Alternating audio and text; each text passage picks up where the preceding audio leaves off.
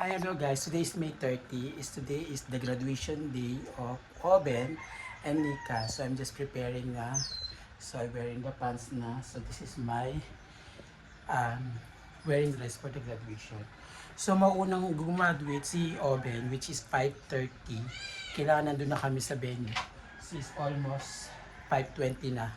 Diyan lang din naman. Then after nun, 12:30 kailangan na sa school naman for Nika. But I turn over na rin sa mama niya kay Joby. So, yan na. Congratulations, Kuya Obens. Ayan. So, we're starting na to prepare. So, we'll see kung ano yung magaganap natin doon. I just want to take a video for this as a memory dahil before, laging si Ate Baning ang pumapanik sa mga graduation ng mga anak niya. So, by this time, this is my first time napapanik for the stage para kay Oben. And I'm glad that meron pa siyang award for the ceremony. So we'll see. We'll check. So yan nga, we're here na at the school. So around 5:30 exactly nandito na kami. As you can see, medyo marami ng mga parents together with the graduates ang naghihintay rito. So yan, nagpakabit muna ako ng ribbon sign na may nakalagay na parents to show na I'm the attendee for the Oben recognitions. And yan, almost 7 a.m. na. So nag-start na nga. At maraming mga parents na ang nakaupo and they're preparing na. So this is a recognition na for the Oben.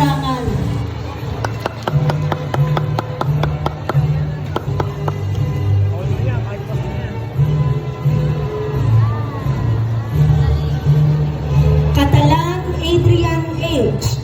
May karangalan.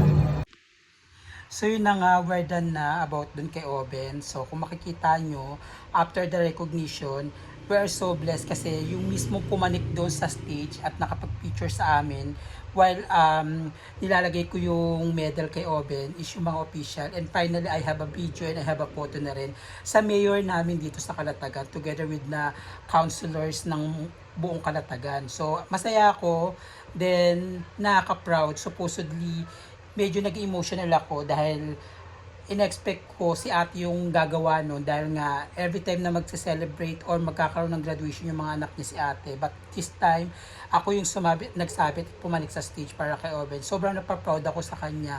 And next stop, ang pupuntahan ko naman is yung kay Nika. So, halika tignan naman natin kung ano yung mga nangyari at naganap sa mismong graduation ni Nika.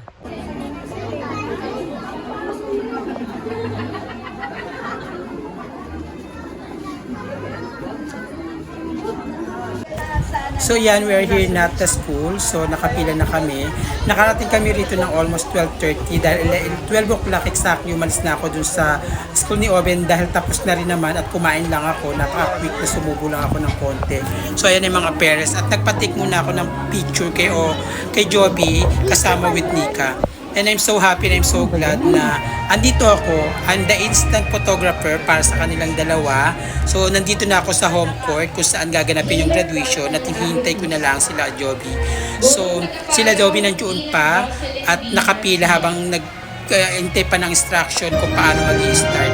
And nga, nag-start na nga sila. Si Joby's first time and a little bit emotional dahil nga first time niya maglalakad sa aisle together with Nika, yung anak niya, dahil first time niya rin papanik sa stage and is so happy and she's proud what Nika achieved. And natutuwa ako dahil deserve naman ni Joby yun dahil kahit paano sinuport niya naman talaga si Nika sa school niya.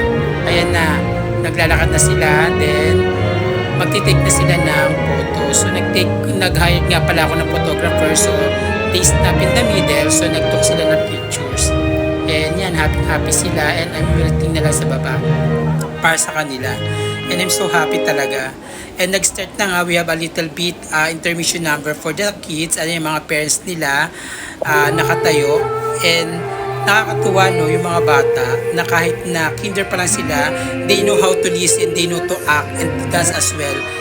Ayan na, award na si Nika, ibibigay na yung diploma and take a picture together with the lahat ng mga, yan, yung chairman namin dito, ayan yung mga from the Department of Education together with another chairman ng barangay. Yan, sobrang happy si Joby yan. Ay naku, pasensya na kayo medyo hindi naririnig yung pag-uusap namin ni Joby kasi medyo malakas yung background. Ang gustong ipatid ni Joby na natutuwa siya sobra dahil na-achieve ng anak niya, yun nga dahil may anak siya na nakapagtapos na at na-graduate na finally. And natutuwa siya and so proud siya sa at na-achieve ni Nika. And sabi niya, sobrang thankful din sa akin dahil ako yung gumabay kay Nika. And pero gusto ko i-return back the favor kay Joby. Kaya talagang pinil ko siya pumunta rito sa Batangas para siya yung umattend lahat ng recognition ni Nika kasi deserve niya naman din yun as a parents. So para maramdaman niya yung mga bagay na binibigay niya kay Nika. So yan, tapos na po ang graduation. So yan na po ang mag-ina. Binigyan nga pala ng chocolate si Nika, ng mami ni Alexis. So, may pera pa siya. Dami mo naman pera. Ayan si Joby. Sobrang happy siya sa achievement ng anak niya. Tapos na. Tapos na siya. So, grade 1 na siya. So, dito siya ngayon sa Hapopo. School. Tapos, yan si Nika. Nika, ano masasabi mo? Graduate ka na. Thank you. So, yan na. Tapos na yung graduation ng mga kinders. So, tapos na rin kay Oben. So, we're going home na. So, see you in the house. So, yun na nga yung buong kabuuan na nangyari sa graduation ni Nika. So, hinayaan ko na lang yung moment na yun is kay Joby. Siya na yung pumalik sa stage. Siya na yung ano. Kasi gusto ko kahit paano maramdaman ni Joby yung proud siya. Ako kasi ginawa ko lang yung part ko na pinapunta ko, hinahatid sundo ko si Nika at sa school at piniprepare ko lahat ng mga ano niya, but in the same time ayoko nakawin yung pagkakataon ni Joby as a mother kasi kahit paano may support naman talaga ako na nakakuha sa kanya. So I'm so happy sa kanila and congratulations Oben and Nika, and sana wag kayo mag-stop to chase your dream and go lang kayo sa kung ano yung plans ninyo, kung ano yung goal nyo in life. And yun na nga, ito yung mga nangyari sa graduation nila. Talagang lagari talaga ako. Then after 12:30, dumiretso na ako dito sa bahay, kumain lang muna ako. Then ako na medyo nag-prepare kay Joby ng mga postura niya. I put some makeup, then yung kay Nika rin. Then diretso na kami dun sa may school. So, we're all success and I'm so happy. Nagawa ko siya in one full day lang. Then medyo pagod man ako pero lahat yun na-relieve dahil nakita ko naman na lahat ng mga nagawa ko, lahat ng mga pinaghirapan ko is worth it.